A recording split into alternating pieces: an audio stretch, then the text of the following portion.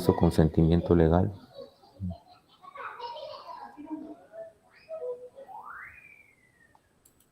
Se ve la pantalla, pero se ve la página 4.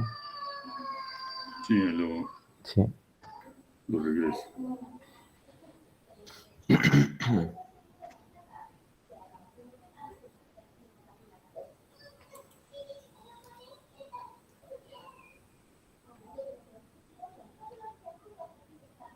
Muy bien.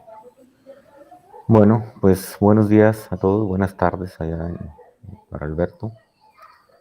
Nuestro invitado de hoy es el profesor Verdestar. Él es profesor distinguido de la Universidad Autónoma Metropolitana en Iztapalapa.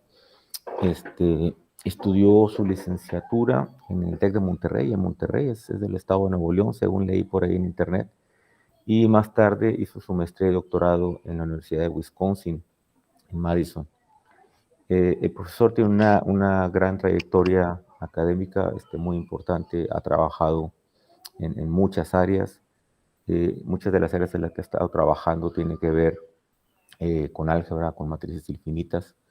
Y precisamente hace pues algunos años, como en 2013, si no recuerdo mal, salió publicado el artículo, sí, 2013 me parece, hizo una caracterización de la ortogonalidad en la recta real por medio de matrices infinitas. Y ha resultado ser un trabajo muy interesante para mucha gente de la que estamos en el área de polinomios. Y bueno, en los últimos años ha estado siguiendo con ese enfoque, estudiando ahora ortogonalidad discreta, que creo que también ha estado trabajando en Q-polinomios. Y bueno, la charla de hoy tiene por título Ortogonalidad discreta de sucesiones de polinomios hipergeométricos básicos. Profesor, muchas gracias por aceptar la charla y tiene la palabra. Bien, muchas gracias y pues buenos días, buenas tardes. Voy a hablar sobre una manera de construir, o más bien de descubrir ortogonalidad discreta de muchas sucesiones de polinomios ortogonales. En este caso voy a hablar de los Q ortogonales, pero el método es general, funciona para todas las sucesiones en el esquema de ASCII y el esquema Q de ASCII, excepto algunas, como en el caso de los clásicos, el método no funciona para... voy a describir cuáles son los que, para los que no puedo encontrar ortogonalidad discreta por este método, pero funciona para muchos de los que se pensaba que no había ortogonalidad discreta en general. Hay casos en donde se puede encontrar ortogonalidad cuando se escogen los parámetros de manera que la sucesión es finita. O sea que hay series hipergeométricas que terminan, se vuelven polinomios. Pero como no tiene, sería muy difícil explicar de dónde salen el método, comienzo describiendo la construcción general de las sucesiones ortogonales hipergeométricas. Entonces, primero voy a hablar de esta construcción general, después me voy a enfocar en el caso de Q distinto de 1 y menos 1, y explico cómo se construye las sucesiones como soluciones de una ecuación de diferencias y valores propios, las soluciones resultan ortogonales porque satisfacen la relación de tres términos clásica. Y al final ya hablaré precisamente de la ortogonalidad discreta, primero en el caso general, y después veremos cómo se ven estas cosas para los elementos en el Q-ASCII, en el esquema de Q-ASCII, comenzando con los polinomios de ASCII y Wilson. Bien. La construcción general produce, como ya dije, todos los elementos en los esquemas de ASCII Y además también funciona para el caso de Q igual a -1, que no es algo que se haya estudiado mucho. ¿Cómo lo construimos? Primero comenzamos con un número Q cualquiera y llamamos Z a la suma 1 más Q inverso y tomamos esta ecuación en diferencias muy simples de orden 3 con coeficientes constantes. Uno de los coeficientes es precisamente esta suma Z. Sus valores propios son precisamente 1, Q y Q inverso o recíproco. Con esta ecuación en diferencias tomamos tres soluciones, X, H y E, y con ellas vamos a construir las sucesiones. Y vamos a ver que estas sucesiones que vamos a construir aquí satisfacen la relación de tres términos y además una ecuación en diferencias y valores propios. Como la forma de las soluciones las soluciones de la ecuación de diferencias depende de si Q es una raíz simple, Q y Q inversa son raíces simples o repetidas. Se presentan tres casos. Cuando Q no es ni 1 ni -1, obtenemos los elementos que se clasifican en el esquema Q-ASCII. Cuando Q es igual a 1, son los polinomios hipergeométricos comunes y corrientes en el esquema de ASCII, y también funciona para Q igual a -1. Estos no se han estudiado mucho, excepto por algunos artículos de Binet y Sedano, relativamente recientes. Bien, ¿cómo es la construcción? Estas tres sucesiones son la X, la llamo la sucesión de nodos, son puntos en el plano complejo. La H es la sucesión de valores propios, como vamos a ver, aparecen como valores propios en una ecuación en diferencias. Y E es una sucesión que no tiene una interpretación tan directa como las otras dos, pero completa la construcción del operador en diferencias, que es el básico para construir la ecuación en diferencias. Y nos proporciona parámetros adicionales que son los que van a hacer que las cosas funcionen. O sea, los nodos los usamos para definir una base del espacio de polinomios de tipo Newton. O sea que vamos colocando las raíces una por una. X0 es la primera raíz, X1 la segunda, etcétera. Los vamos agregando una por una y eso nos da una sucesión de polinomios de grado creciente con estas X como raíces. Esa base de tipo Newton se usa mucho en muchas áreas distintas. En el caso de polinomios ortogonales, Jerónimos inició el uso de estas bases alrededor de 1947, creo, por ahí. Pero no es algo que se haya estudiado mucho, aunque Binet y Sedano sí lo usaron y encontraron algunos resultados iguales a algunas cosas que voy a mencionar aquí.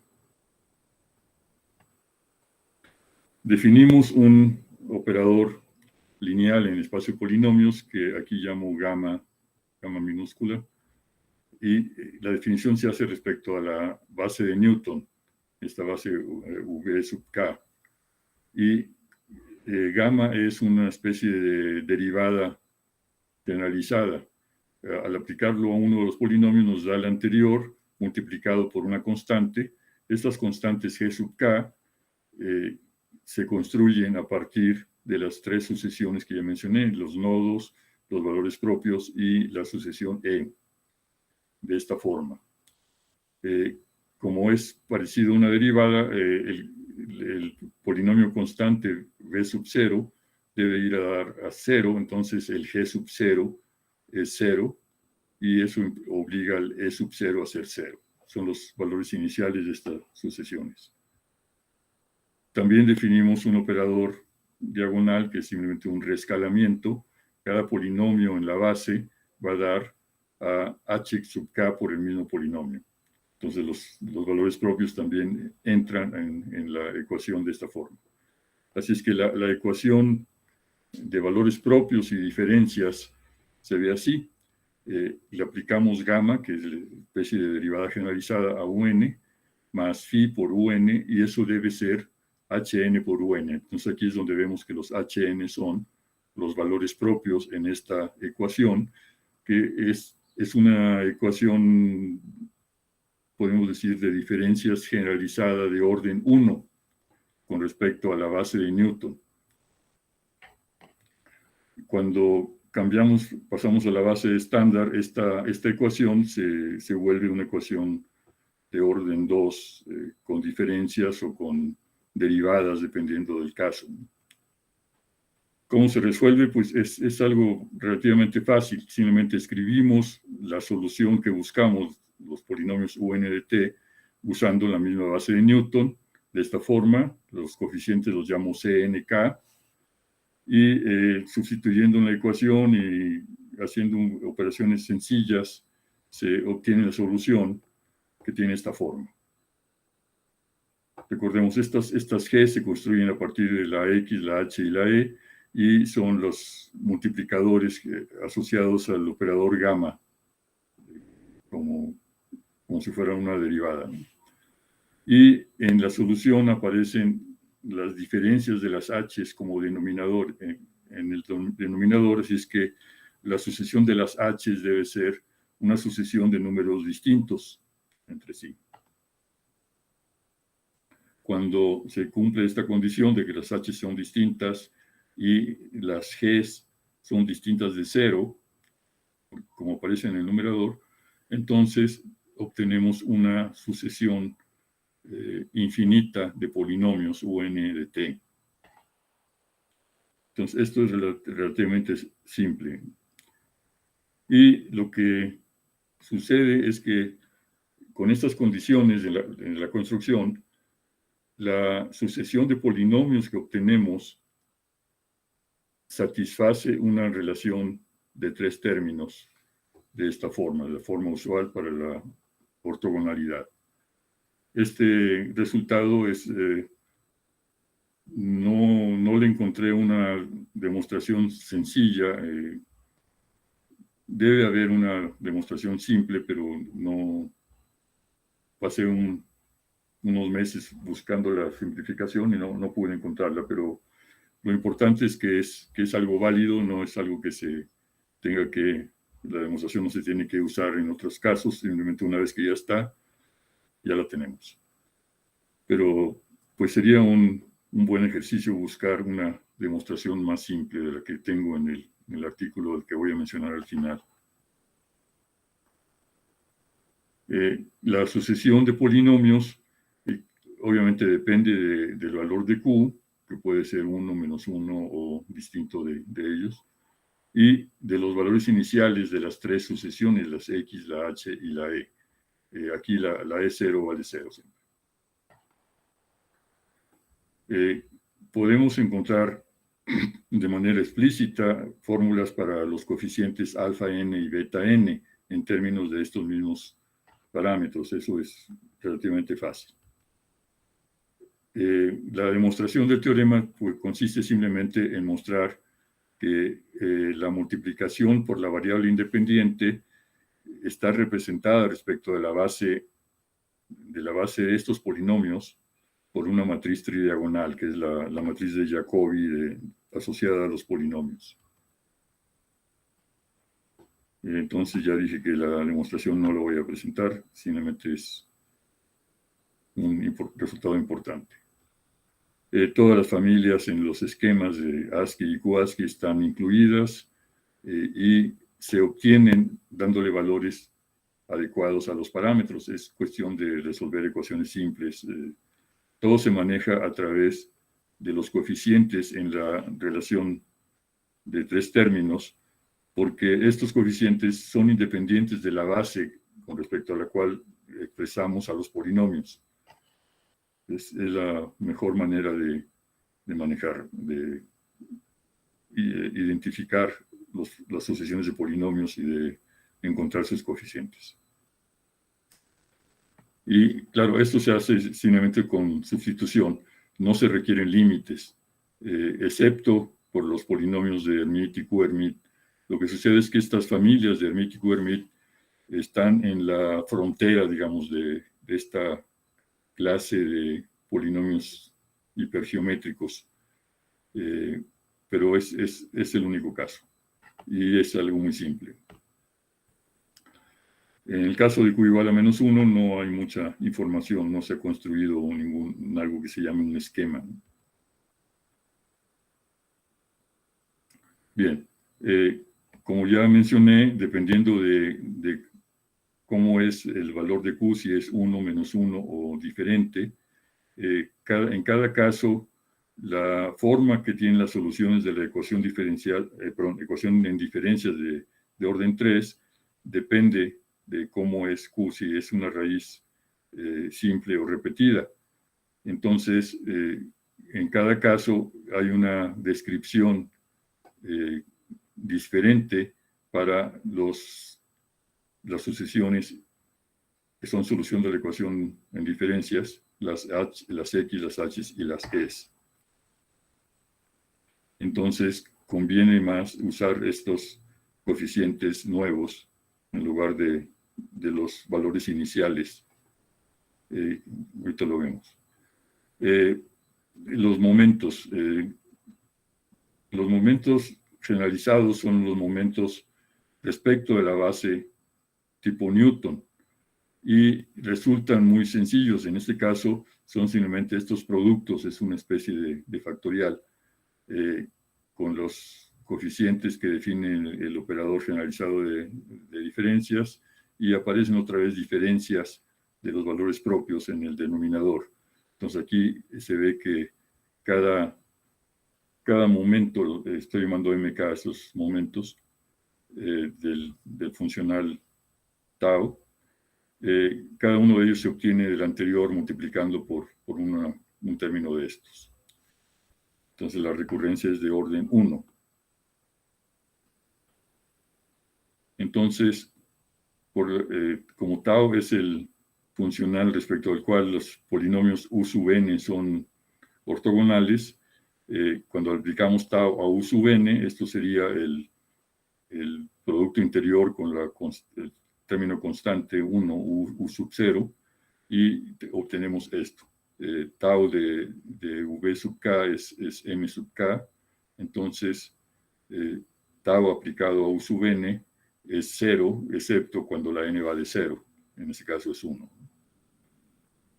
Y esto es fácil de comprobar porque estos números M sub k, que son estas cosas, son precisamente los elementos en la columna inicial de la inversa de la matriz de coeficientes. Entonces, esa es la manera de comprobar que esto es cierto. Si la Q no es 1 ni menos 1, entonces la ecuación en diferencias de tres términos tiene solución general de esta forma. Es una combinación lineal de 1, Q a la K y Q a la menos K, donde los coeficientes son arbitrarios. Por lo tanto, podemos escribir las sucesiones H, X y E de esta forma, con coeficientes correspondientes. Para la H los llamo A0, A1 y A2. Para la X son B0, B1 y B2. Para la E son S0, S1 y S2. Pero como dijimos que la G sub 0 debe ser 0, eso implica que la E sub 0 también es 0 y eso nos elimina este primer coeficiente S0 que ya está determinado en términos de los otros dos. En los otros casos, por ejemplo, cuando la Q es igual a 1, en lugar de exponenciales, aquí tenemos polinomios en K.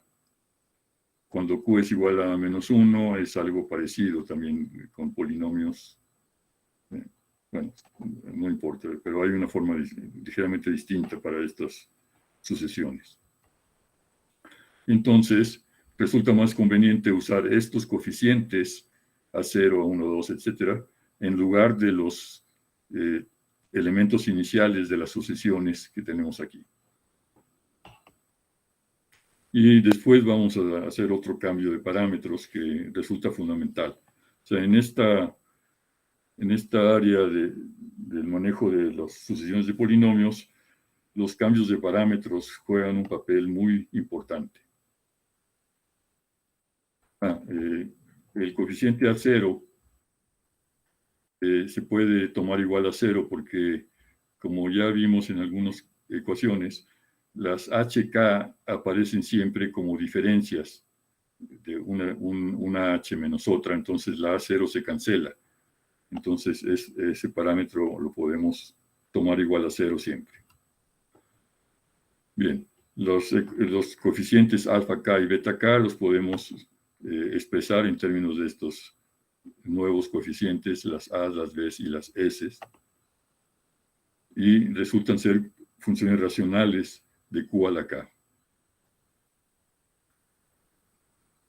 Entonces, como ya mencioné también, dado una sucesión de polinomios en el esquema de Kuaski, podemos encontrar los valores que deben tomar los parámetros A, B, S, para darnos la relación de recurrencia normalizada. O sea, aquí siempre manejo polinomios mónicos. Obtenemos la relación de recurrencia normalizada para la sucesión dada.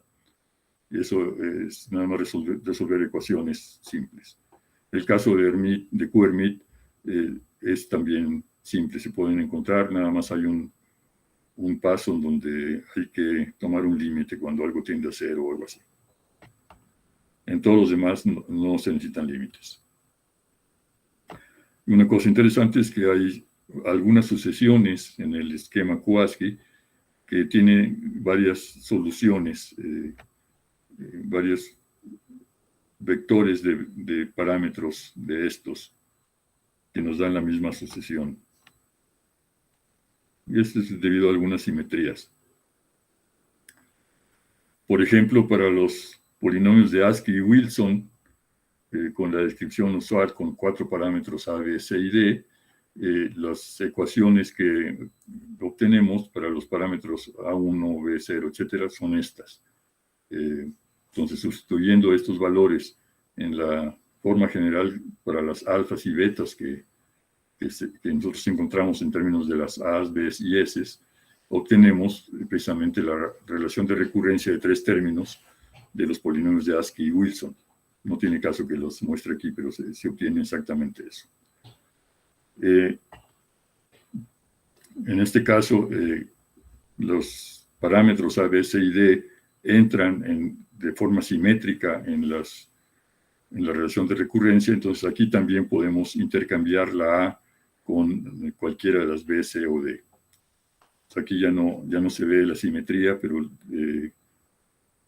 usando los otros parámetros es que tiene simetría. Posiblemente ASCII y Wilson insistieron en buscar una descripción simétrica por algún motivo. Bien, entonces ya llegamos a la parte donde entra la ortogonalidad discreta.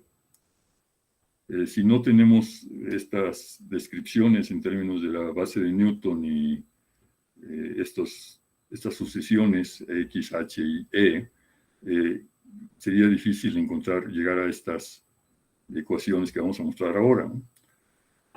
Bien, supongamos que podemos encontrar una sucesión R sub J de números, que son los pesos que satisfacen esta ecuación. Aquí estoy tomando la sucesión U sub n evaluada en XJ multiplicada por RJ, si es que RJ es un peso asociado al nodo XJ.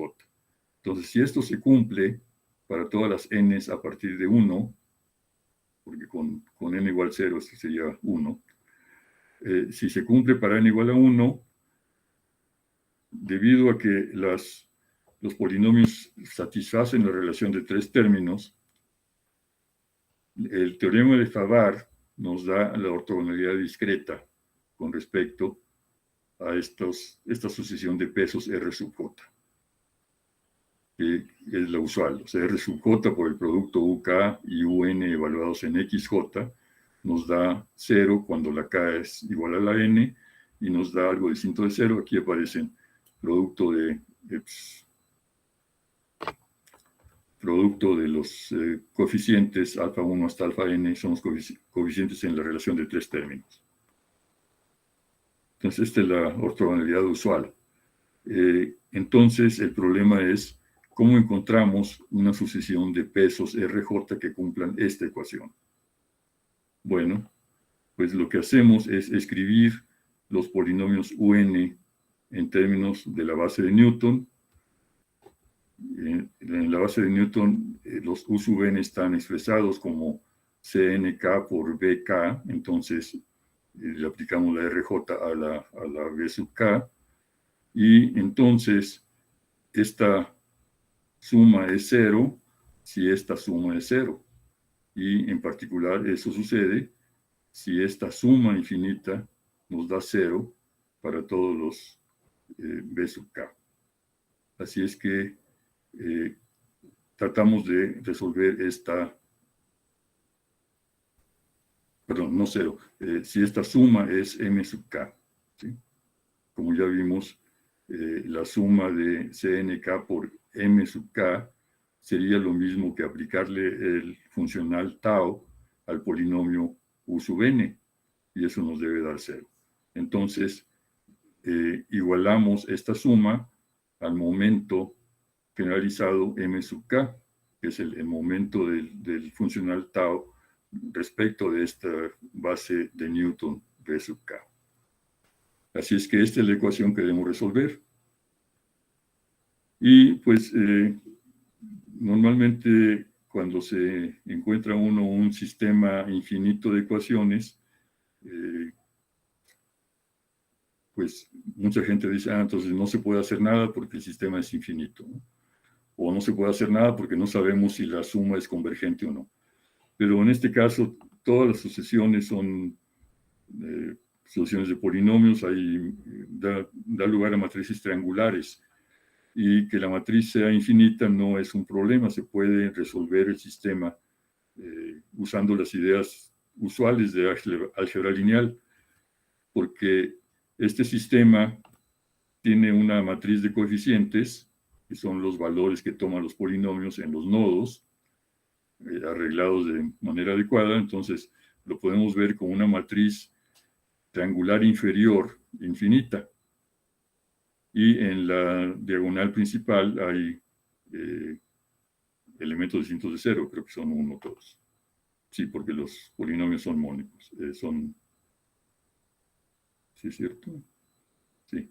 Bueno, la matriz es invertible y como estamos manejando una base de Newton evaluada en los mismos nodos, es fácil encontrar la matriz inversa. La matriz inversa tiene esta forma. Son los recíprocos de las derivadas de la misma sucesión de polinomios en los nodos. Nada más hay que tomar j más 1 en lugar de j. Esto es uno de los resultados básicos en el manejo de bases de Newton.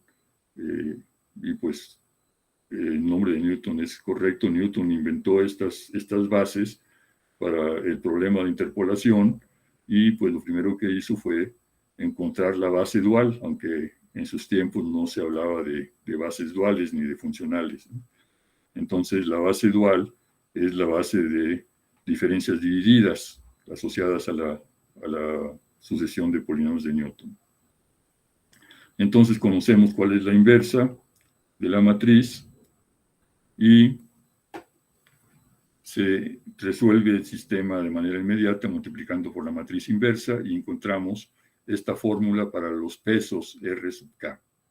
Los pesos tienen esta forma, son una suma infinita, comienza en K y en el numerador aparecen los momentos generalizados y en el denominador los elementos de esta matriz inversa de la matriz de coeficientes del sistema que estamos resolviendo, que son estas derivadas de la base de Newton en los puntos XK. Y la suma, como ya dije, es una suma infinita. Entonces el problema es, ¿será que estas sumas son convergentes en algunos casos? Y vamos a ver que sí. Recordemos que los momentos se obtienen como estos productos de términos sucesivos de esta sucesión, donde aparecen las las tres sucesiones X, H y E están involucradas aquí porque son los que definen la G. Y la manera de manejar estos pesos, una manera adecuada de hacerlo es definiendo una función con una variable adicional, una variable que llamo t. Entonces lo que hago es tomo esta misma suma, pero le pongo t sub k en cada término, pero t sub j, la suma es sobre j. Le pongo t a la j en cada término y eso me da una función que depende de t. Entonces, los pesos que estamos buscando son simplemente los valores de estas funciones, de esta sucesión de funciones en t igual a 1. Bien. Es importante mencionar que lo que tenemos aquí es un resultado general. Esto ya no lo había mencionado. O sea, estas derivadas son simplemente productos de diferencias. Nada más hay que saltarse un término en la lista de factores. Lo que quería mencionar es que estos resultados que hemos visto aquí funcionan en general para todos los casos, cuando la Q es igual a 1, cuando la Q es menos 1 y cuando no es ninguno de ellos. O sea que el mismo procedimiento funciona para las sucesiones de polinomios en el esquema de ASCII, en los hipergeométricos usuales. Y aquí lo voy a estudiar en el caso de Q distinto de 1 y de menos 1. O sea que en este caso, cuando la Q no es ni 1 ni menos 1, las funciones f sub k que nos dan los pesos resultan ser funciones hipergeométricas básicas de tipo 3 phi 2, o sea, con 3 argumentos en el numerador y 2 en el denominador. ¿Cómo describimos estas funciones? Bueno, voy a usar la notación usual para los factoriales asociados a Q, o símbolo de Pochhammer con Q. Y entonces, aquí aparece otro cambio de parámetros convenientes. Cuando calculamos voy a regresar.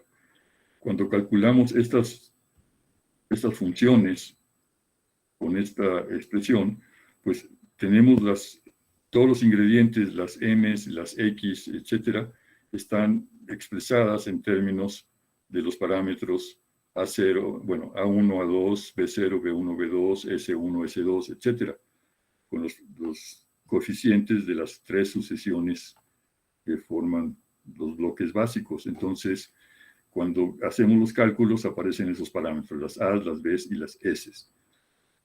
Pero nos damos cuenta de que la forma que tienen estas funciones es una forma de series hipergeométricas. Entonces, cuando tratamos de escribirlas en la forma usual, con la notación acostumbrada para una función 3 phi 2, pues vemos que es conveniente hacer un cambio de parámetros para simplificar la expresión. Y de ahí sale un cambio de parámetros que manda estos parámetros a unos nuevos parámetros que llamo Y1, Y2, Y3, P y W. Después muestro las ecuaciones. Dos de ellas son simples, las ecuaciones eliminan las A y las B.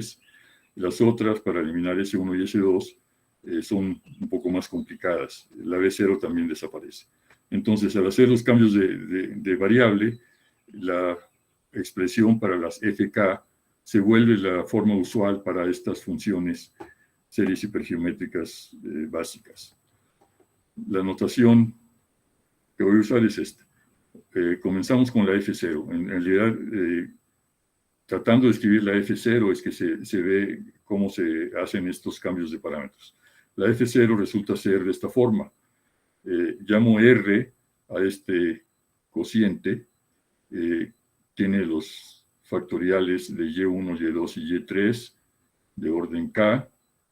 En el denominador, el de Q, como siempre aparece en las series hipergeométricas.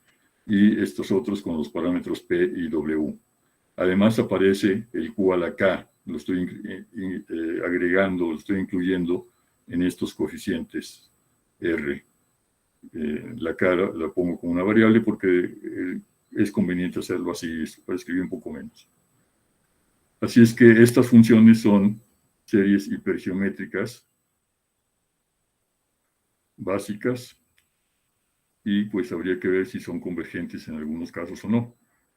Bien, pero resulta que al hacer el cambio de parámetros, la Y3, o sea, el tercer parámetro en el numerador, depende de los otros parámetros de esta forma, ¿sí? Es el producto de los dos que van en el denominador entre Q por los otros dos que aparecen en el numerador.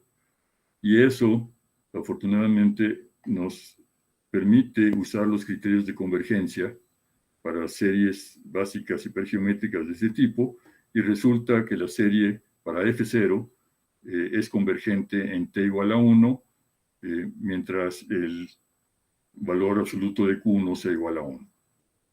O sea, lo hacemos por casos. Cuando Q tiene módulo menor que 1, es inmediato. Cuando Q es de módulo mayor que 1, hay que usar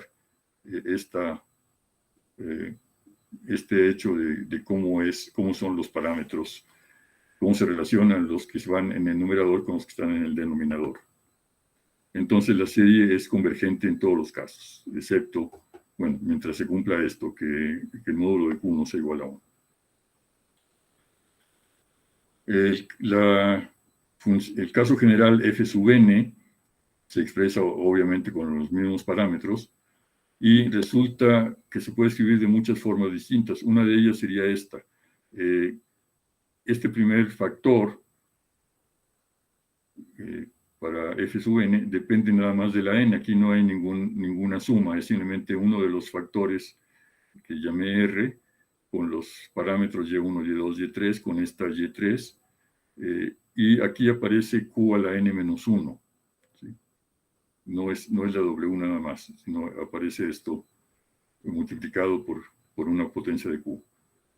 Y esto va multiplicado por esta serie. Esta sí es una serie hipergeométrica, sigue siendo una 3φ2, nada más que hay un corrimiento. Los parámetros están multiplicados, en el numerador están multiplicados por Q a la n. Este parámetro P que va en el denominador también está multiplicado, pero la W está multiplicada por Q a la 2n. Y aquí comenzamos, K menos n es la potencia, comenzamos con K igual a n, entonces el primer término tiene potencia 0. En esta R aparece Q a la potencia que va aquí, entonces aquí sería 1 en el término inicial. Y entonces esta es una serie hipergeométrica, y por esta misma condición, a pesar de que se han multiplicado los parámetros por alguna potencia de Q, sigue habiendo convergencia. Bien, entonces esta expresión para las funciones asociadas a los pesos es válida en general, es para todas las sucesiones en este esquema de Q-ASCII, todas ellas. Es el caso más general. Entonces, como los pesos son simplemente los valores de estas funciones en 1 y hay convergencia, entonces hemos mostrado que se pueden encontrar los pesos bajo las condiciones que ya mencionamos, y una de las condiciones es que la sucesión de nodos x sub k debe ser una sucesión de puntos distintos en el plano. O sea que las x sub k deben formar una retícula lineal o cuadrática, no puede ser un solo punto. En la base de Newton, si los parámetros B1 y B2 son 0, obtenemos todos los nodos iguales a un solo punto. Entonces, ese es el caso en que no funciona este método. Si los coeficientes en la relación de recurrencia de una sucesión dada obligan a B2 y B1 a ser 0, esto no funciona, no encontramos ortogonalidad discreta. Entonces, es lo que acabo de decir, los nodos deben ser distintos, así es que al menos una de B1 y B2 debe ser diferente de 0. Cuando alguno de los parámetros B0, B1, B2 o A1, A2 es 0, las cosas se simplifican un poco. Nada más que no es una cuestión de sustituir directamente, porque las B2 y A2 aparecen como denominadores en el cambio de parámetros, pero los métodos funcionan. Simplemente hay que hacer lo mismo de cuando se tienen estas condiciones adicionales, lo que hacemos es volver a resolver las ecuaciones de cómo modificamos los parámetros para escribir la sucesión de las f sub n en la forma usual. Entonces, lo que sucede es que al tomar alguna de estos parámetros igual a 0, desaparecen algunos parámetros en la serie hipergeométrica básica. Los valores propios son las h's, y ahí es donde están los parámetros A1 y A2. Así es que los casos que tenemos distintos dependen de si los nodos y los valores propios están formando una retícula lineal o cuadrática. No pueden ser constantes, eso no funciona nada si las h's son constantes. El cambio de parámetros se ve así. La P y la W aparecen en esta forma, son realmente cocientes de A1 entre A2 modificados por esta Q. Lo que resulta interesante es que los otros parámetros, S1 y S2, son bastante más complicados. Entonces, esto no lo podríamos adivinar, simplemente decir, voy a buscar un cambio de parámetros para que se vea simple la f sub n. Pues no, hay que resolver ecuaciones y resulta de esta forma. Así es que el parámetro P está asociado a los valores propios y el parámetro W a los nodos X sub K.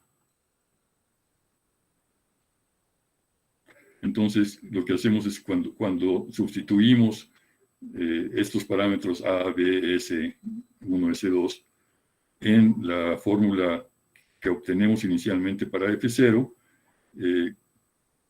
desaparecen las A's y las B's y las S's y aparecen únicamente estos parámetros. La Y3 depende de estas 4. Entonces, esa es la forma en que se reduce el número de parámetros. Generalmente se insiste mucho en que los parámetros en los esquemas de ASCII y QASCII deben ser 4 cuando mucho, y esta es la razón por la cual se puede pasar a 4 parámetros. Bien, en el caso de ASCII-Wilson, los valores de los parámetros que determinan los pesos son estos. Son bastante simples y se puede intercambiar la A con alguno de los otros parámetros.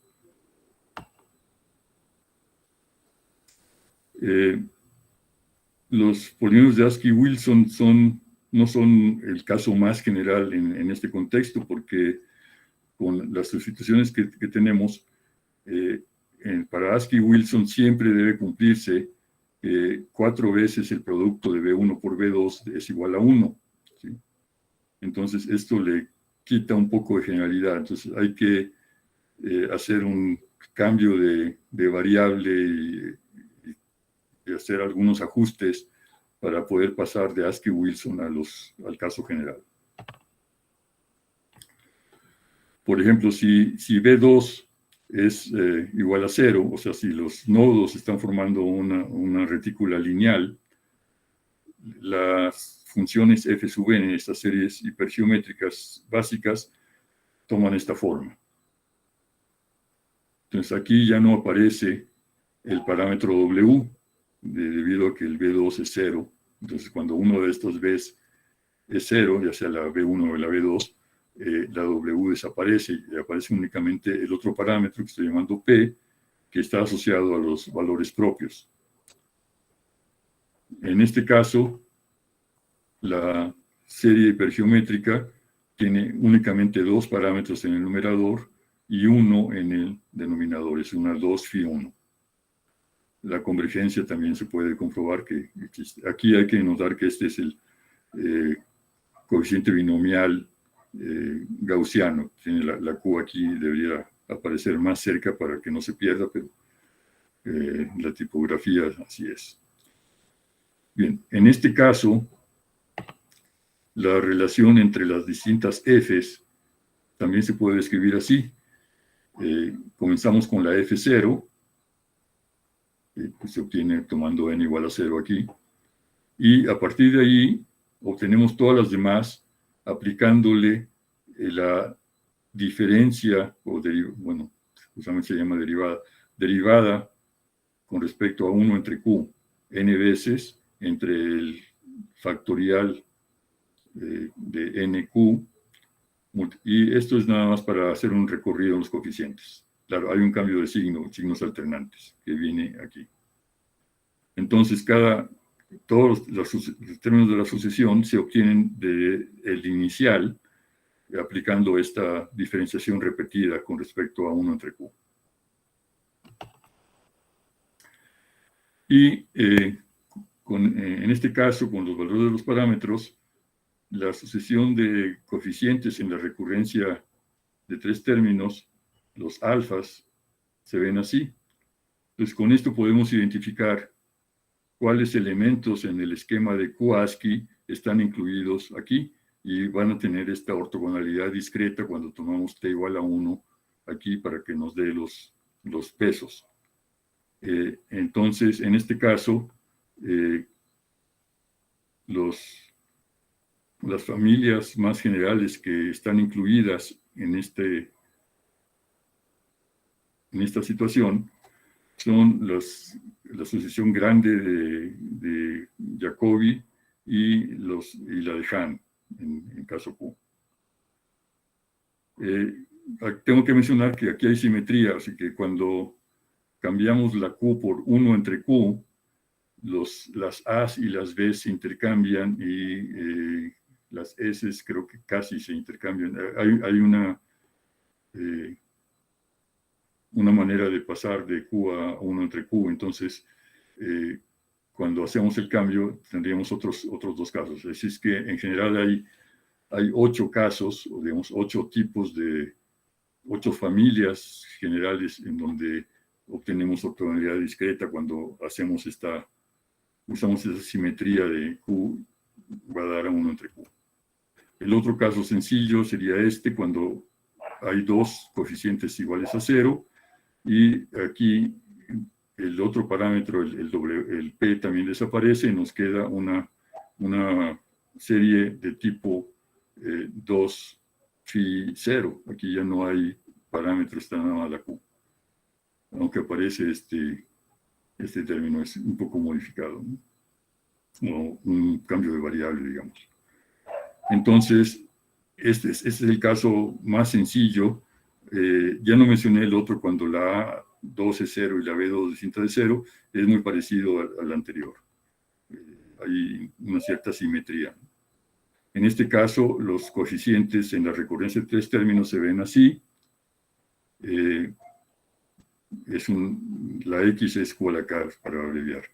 Entonces, en este caso, alfa sub K es una función racional con Q a la 4K en el denominador. Cuando pasamos al caso simétrico, el denominador desaparece y nos queda un polinomio de grado 4 en el numerador. Entonces, en este caso, obtenemos la ortogonalidad para los Q-Meixner y los Q-Kravchuk cuánticos. Y se obtienen las ortogonalidades ya conocidas para estos casos. O sea, si buscamos en las referencias cuál es la ortogonalidad discreta de estos, es la misma que se obtiene aquí, posiblemente con algún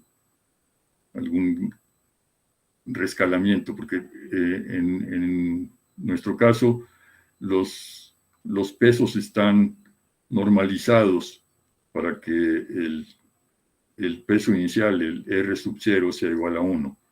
Y la suma de todos los pesos es igual a 1, que no he visto la demostración. Tampoco he visto en qué casos la sucesión de pesos es una sucesión de números positivos. Ese es un problema abierto que no he considerado, no he tenido tiempo de ver eso. Son series hipersimétricas básicas, hay una teoría muy extensa sobre ellas. Yo no conozco bien todas las fórmulas de transformación y de reducción que se pueden usar aquí, pero yo creo que un problema interesante sería determinar para qué combinaciones de valores de los parámetros, en el caso general serán los parámetros Y1, Y2, P y W, para qué combinaciones de parámetros se obtienen pesos positivos. Y con eso termino. La construcción general está en este artículo en Linear Algebra and its Applications, que se ya apareció en el año pasado. También está en los archivos en Archive. Kurt Winder usó estas ideas para tratar de describir una nueva clasificación en los esquemas de ASCII y QASCII, pero él usó demasiados parámetros, no había todavía esta simplificación que ahora ya es una reducción hasta 4 parámetros. La información sobre el esquema de QASCII está en este libro. Ahí se puede ver cuáles son las formas de recurrencia de todos ellos y cuáles son las ortogonalidades conocidas para las distintas familias. Hay unas cuantas familias donde se conoce ortogonalidad discreta y ortogonalidad continua, pero muchos de los casos en donde se da nada más la ortogonalidad continua caen en nuestros 8 casos donde hay una ortogonalidad discreta, y esas no son conocidas en general. El caso de los hipergeométricos normales con Q igual a 1, ya lo escribí con algo de detalle. Es una versión preliminar que está en los archivos. Aquí está la dirección. Y pues aquí termino. Creo que me extendí un poco más de la cuenta. Espero que no les moleste mucho. Hola, muchas gracias, profesor. No, yo creo que en tiempo estamos ¿Sí? bien. Sí, perfecto. Bueno, tenemos espacio para preguntas, si alguien quiere preguntar algo. Yo antes de antes de que los demás en inglés me les ganen, si entendí bien, lo que está construyendo ahora a partir de los parámetros es también las medidas de los pesos discretos de ortogonalidad, ¿no? Es decir, uno parte de los parámetros que tenía, que creo que primero eran 8, ¿no? Y los X y los Sí, E, no, los en realidad son 7. 7 porque uno se hacía 0, ¿no? Sí, y bueno, uno de los coeficientes, el B sub 0, que es el término inicial en los nodos, se puede mover. Eso corresponde a una translación en los polinomios. Entonces, se podría decir que no cuenta mucho, ¿no? Ya. Digo, pero al final de cuentas, con el otro cambio que hace a las Y's, y no recuerdo cuál era la otra letra, Sí, quedan las la Y's, la P y y la W. la W. Sí, Ya quedan los 4 4 que se supone que esos son los que deben ser, ¿no? Pero, sí. y aquí, por ejemplo, creo que si entendí bien, los pesos, o sea, se obtienen casos diferentes a los casos que ya están en el esquema original de ASCII Wilson, ¿no? O sea, No, o son exactamente los mismos. Si en el esquema, por ejemplo, para los como Meixner, se obtiene la misma ortogonalidad que ya es conocida, ¿no? Discreta, posiblemente con algún rescalamiento, ¿no? Pero es lo mismo. Pero hay muchos casos, bueno, como los ASCII Wilson, donde no se conocía la ortogonalidad discreta, excepto cuando se toman valores de los parámetros que hacen que cortan la sucesión, en el caso de Raka, ¿no? Y en otros casos, como Kuhan, también creo que hay algunos artículos en donde escogen los parámetros para que estas series hipergeométricas se vuelvan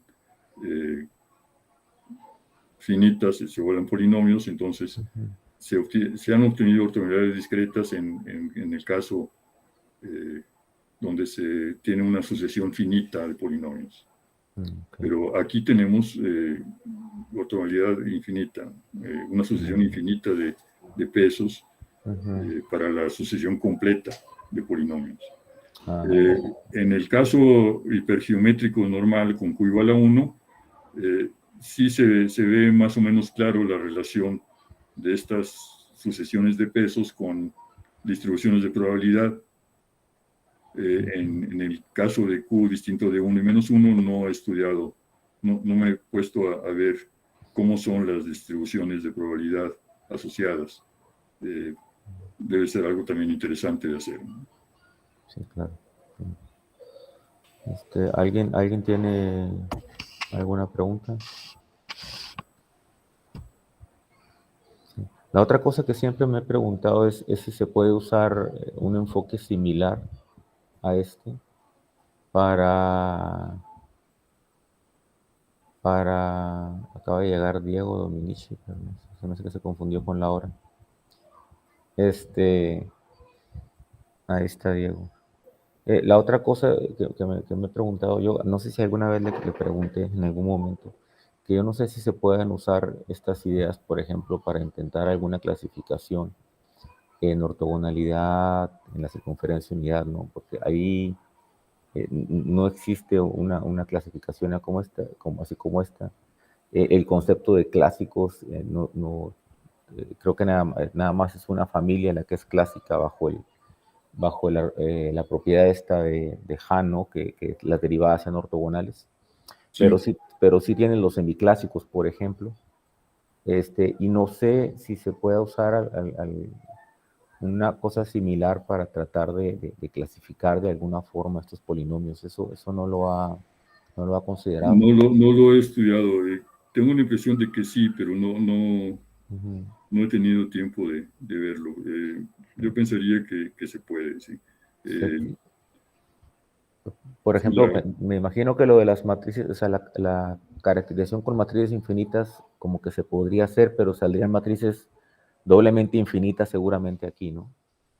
Sí, bueno, eso no sería un problema serio, así que el manejo de matrices doblemente infinitas es relativamente simple. Tengo varios trabajos sobre álgebras de matrices doblemente infinitas. La idea es que una matriz doblemente infinita se ve como una sucesión de diagonales, como si fueran series formales, donde los coeficientes son las diagonales. Claro, una diagonal es simplemente una sucesión de números. En caso de que sea doblemente infinita, pues no presenta problema. Hasta hay algunas cosas que resultan más simples al manejarlas con matrices doblemente infinitas. Allí no hay frontera. Cuando tenemos matrices normales, infinitas normales, pues al mover las cosas llegamos a las orillas, la columna 0 y la fila 0 son la frontera. Entonces, cuando manejamos doblemente infinitas, eso ya no existe. Entonces, podemos mover las cosas de manera libre. Entonces, creo que se podría hacer. Sí. Y además quizás hay alguna simetría, ¿no? También Esa es otra cosa. En el Sí, caso, sí hay simetrías. sí. Hay, por ejemplo, se puede, además de tomar transpuestas, se puede hacer una especie de transpuesta con respecto a una antidiagonal. Sí. Y eso da propiedades. Y es importante porque hay resultados como la inversión de Lagrange que se manejan muy fácilmente con las matrices doblemente infinitas. Ya, muy bien. Gracias. ¿Alguien más quiere preguntar algo? Sí, Luis. Sí. ¿Qué tal? Perdonar, que es que tengo problemas con el internet. Yo quería preguntar, porque ha comentado antes el caso Q igual a -1, que no había ningún tipo de, que no había nada hecho, no había... Y, o sea, es extraño para mí, la verdad, porque yo pensaba que el caso Q igual a -1 existía algún tipo de simetría, en fin, que permitiría, o sea, vamos, que no veo el problema, quiero decir. O sea, ¿cuál es el problema con el caso Q igual a -1? Porque sí, pienso que sí que tiene que existir una clasificación en ese caso. Sí, bueno, lo que sucede es que cuando Q es igual a -1, las cosas aparecen como todas las sucesiones involucradas son diferentes cuando el índice es par o impar. Y entonces resulta que al tratar de manejar estas cosas, estas matrices, resulta más natural manejar las cosas como si fueran matrices cuyos elementos son matrices 2×2. En el artículo, en este artículo, en Linear Algebra and Applications, está descrito un poco qué es lo que sucede con Q igual a -1. ¿Sí? Y hay muy poco trabajo hecho en ese caso. Guinet y Sedano han trabajado un poco de esos casos, pero Sí. desde el punto de vista tradicional de que consideran, por ejemplo, la familia de Jacobi y ven qué sucede cuando Q tiende a -1 y es la forma tradicional de tomar un caso concreto y ver si se puede extender. ¿No? En este artículo mío se puede ver cuál es la situación general y ahí se ve más o menos claro cuál es la dificultad. No es que sea una gran dificultad, simplemente es esta cuestión de que las cosas son distintas según la paridad del índice. Ya, Es como si tuviéramos dos sucesiones intercaladas. Vale. Es que yo veo, no sé, yo veo una simetría ahí, cierta simetría con el caso Q igual a 1 que debería permitir, creo yo, no sé, acceder a ese caso. De hecho, yo pensaba que en algún sitio estaría resuelto, la verdad, por eso sí, no es así, no pasa eso. No es directo, hay que hacer las cosas de una forma algo diferente. Vale.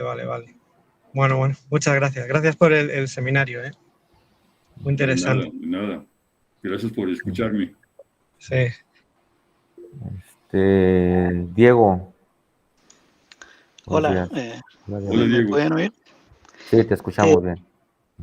No, nada más dos comentarios. Uno que para el caso Q igual a -1 también Murad y algunos colaboradores han tenido unos resultados relativamente recientes. La otra cosa que quería decir es que pido disculpas a don Luis por haber entrado tarde, pero lo que pasa es que ustedes han puesto la hora del seminario a las 3 de GMT, pero eso debería ser a las 2, ¿no? Porque da una hora más tarde. Bueno, ahí dice 3 y luego dice 16 horas de España, 9 de México. Está bien, ¿no? Bueno. Creo que con el para que cambio sea GMT debería ser 2. Entonces quizás con el cambio de horario de octubre, a lo mejor nos equivocamos ahí, ¿no? Eso fue lo que pasó, yo creo. Sí, yo hice el cálculo y me dio... Ya, yo creo que es que hemos usado copy-paste ahí para los horarios, yo creo, desde el semestre pasado con el otro horario, y yo creo que eso fue lo que pasó, Diego. Lo arreglamos, disculpas. No, yo pido disculpas por haber entrado tarde. Sí, es que yo lo que tengo en la mente siempre es que es a las 9 de México, ¿no? Y que tengo que madrugar, y entonces eso es lo que... Y realmente no me fijo mucho en el GMT, y realmente pues no me fijé en el mensaje en realidad. Pero sí, lo que pasó creo que fue eso. Entonces para decirle a Carlos, que es quien manda los mensajes, que lo corrija. Sí. Es por el horario de verano. Sí, es por el horario de verano, sí, ahí sí se nos fue ahí el cambio en el correo. Muy bien. ¿Algún comentario, alguna pregunta adicional? ¿No? Bueno, profesor, pues muchas gracias por la participación, muy interesante la charla. Y pues nos vemos el siguiente seminario es creo que es el 24 de junio, a la misma hora, Diego, que serían las 2 GMT, entonces serían las 9 de México, las 16 de España. Y el ponente es Maxim Derekyagin, de la Universidad de Connecticut. Pues si nos quieren acompañar, ahí les estaremos mandando el recordatorio una semana antes. Muy bien, pues muchas gracias. Muchas gracias. Gracias, nos vemos. Chao, hasta luego. Muchas gracias, hasta luego. Gracias Chao. a todos. Adiós. Adiós.